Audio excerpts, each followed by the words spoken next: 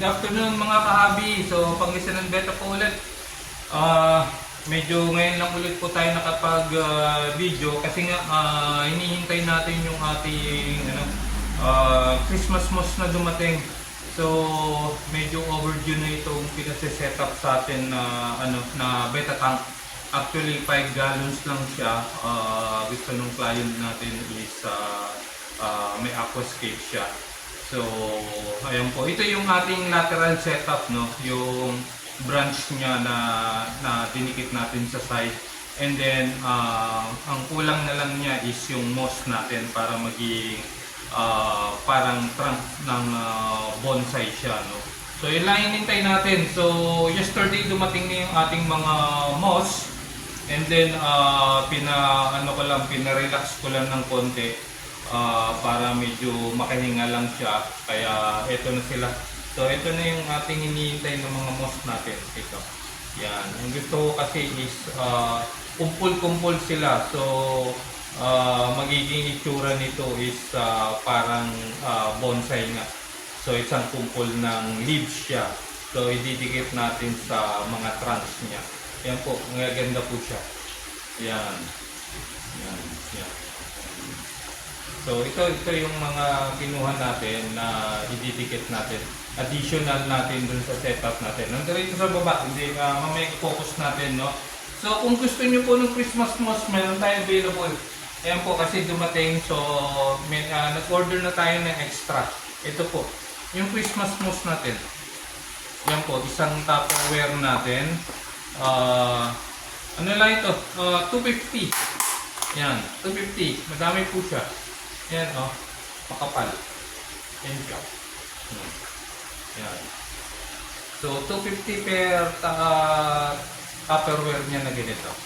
Yan po. Kung gusto niya lang po, mag-setup kayo na aquascape nyo using Christmas moss. Ito po, available po tayo.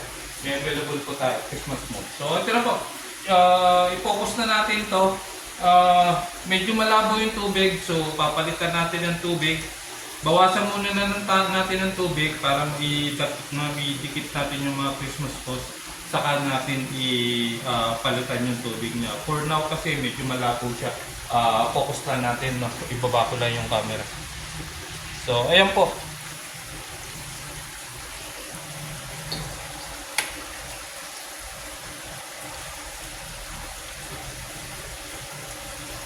Kailan po, i-focus lang po natin. So ito po yung ating setup. As you can see po, medyo nag-release na ng tanning yung drip wood niya. Ayan, nakita nyo may konti na tayong moss. So dadagdagan na lang natin dyan. And then may konti tayong anubias kasi may sobra nga tayong konting anubias doon sa last setup natin. So dinikid ko na dito as previous na yan, no? Additional na lang. So ayan po, process na natin, drain natin, and then saka natin ulit ikabit yung kanyang mga moss dito. Yan.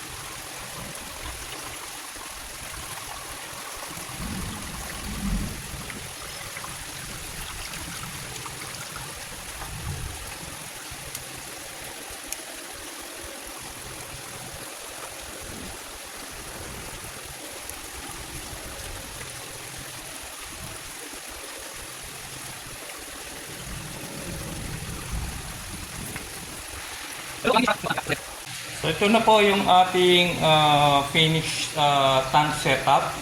Ayan na po siya. Nadagdagan na natin ng moss. Yan po. Yan. Gumanda na po siya. Kumapal na yung mga branches natin. Ayan, nilagyan natin ng moss. Yan. Medyo stress pa yung ating mga moss eh. Medyo yellowish pero buhay naman po sila. So ayan. And then ang focal point talaga natin is itong mga branches lang.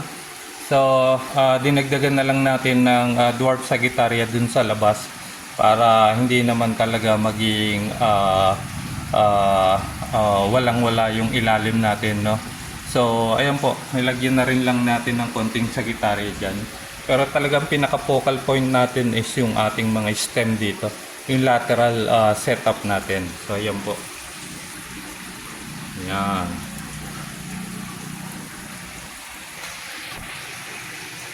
Top view po natin. Yan siya. Yan. Yung ating side view. Yan. Makita niyo yung pinagdikitan natin dyan. Ito yung ating back view. Yan po siya.